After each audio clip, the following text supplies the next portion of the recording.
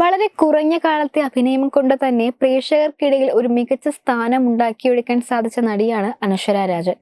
2017 പുറത്തിറങ്ങിയ ഉദാഹരണം സുജാത എന്ന ചിത്രത്തിൽ പഠിക്കാൻ മടിയുള്ള 10ാം ക്ലാസ്സുകാരിയായാണ് അനശ്വര അഭിനയിക്കുന്നത്.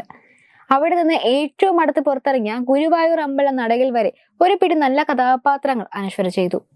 ഉദാഹരണം സുജാതയ്ക്ക് ശേഷം തണ്ണീർമത്തൻ ദിനങ്ങൾ, super Sharanya, Adirathri, Vaanku, Aviyal, Mike, Pranayavilasam, Padmini, Abraham Ozler തുടങ്ങി ഒരു പിടി ചിത്രങ്ങളിൽ അനശ്വര തിളങ്ങിയിട്ടുണ്ട്. അനശ്വരയുടേതായി ഏറ്റവും കൂടുതൽ ചർച്ച ചെയ്യപ്പെട്ടതും മികച്ച പ്രതികരണം കിട്ടിയതുമായ കഥാപാത്രം നേരെന്ന സിനിമയിൽ കാഴ്ച പരിമിതിയുള്ള പെൺകുട്ടിയുടേതാണ്. ഇപ്പോഴത്തെ അടുത്തിടെ പുറത്തിറങ്ങിയ ഡിജോ ജോസ് ആന്റണി സംവിധാനം ചെയ്ത മലയാളം ഫ്രം ഇന്ത്യ എന്ന ചിത്രത്തിലും അനശ്വര ഒരു കഥാപാത്രം ചെയ്തിട്ടുണ്ട്. കൃഷ്ണ എന്ന കഥാപാത്രമായാണ് അനശ്വര മലയാളി ഫ്രം ഇന്ത്യയിൽ അഭിനയിച്ചത്.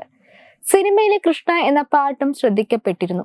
ഈ ഗാനത്തിൽ നിവിൻ പോളിയുടെ കഥാപാത്രം ധ്യാൻ ശ്രീനിവാസനൊപ്പം അനശ്വരയുടെ കൃഷ്ണ എന്ന കഥാപാത്രത്തിന് പിന്നാലെ നടന്ന് ശല്യം ചെയ്യുന്നതായാണ് ചിത്രീകരിച്ചിരിക്കുന്നത്.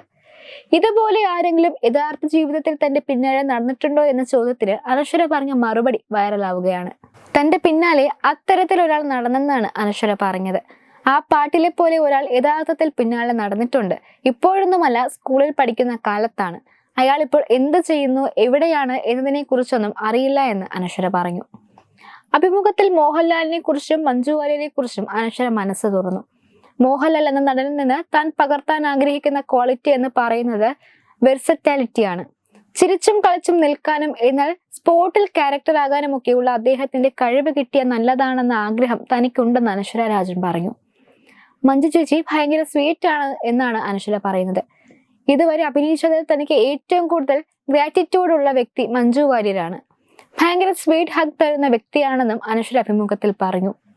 പൃഥ്വിരാജിനെ കുറിച്ച് പറയുമ്പോൾ പ്രൊഫഷണലിസം ആണ് തനിക്ക് മനസ്സിൽ വരികയെന്നും ധ്യാൻ ഹ്യൂമർ സെൻസ് ആണെന്നും അനശ്വര രാജൻ പറഞ്ഞു.